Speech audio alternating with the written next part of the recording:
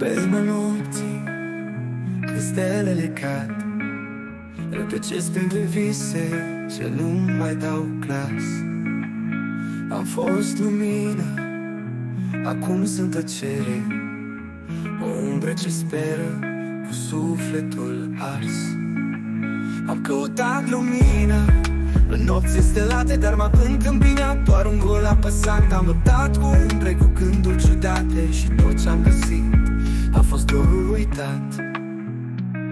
Dar încă mai simt sub pielea ce doare, o rază ce arde, chiar dacă e mică. Refuz să renunț, chiar și când totul e în zare. Viața e a mea și încă mi-e frică. Viața e grea, dar nu mă las. Port în mine un foc ce nu se stinge, chiar dacă plâng, chiar dacă cad. Din cenușă speranța iar învinge. Sunt gol, dar mai sper, suflând, dar încep să trăiesc cu credință, nu doar să trec. Am iubit cu ardoare, am visat fără teamă, am zidit din iluzii un cer de carton. Dar vântul l-a luat și-a rămas doar o rană ce mă învață să fiu din nou un om.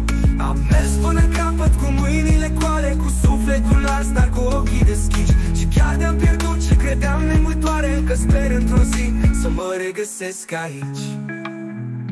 Că în adâncul meu arde o flacără vie, ce nu se supune tăcerii și frigului.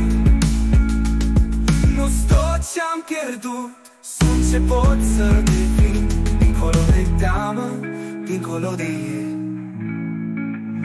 Viața e grea, dar nu mă las. Port în mine un foc ce nu se stinge, chiar dacă plâng, chiar dacă cad. Din cenușă speranța iar învinge. Sunt gol, dar mai sper, suflând, dar încep să trăiesc cu credință, nu doar să trec.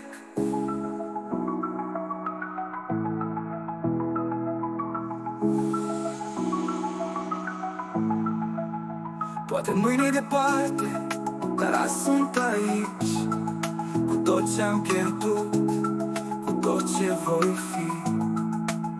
Și chiar de nu știu cum se scrie sfârșitul, eu aleg să iubesc începutul. Viața e grea,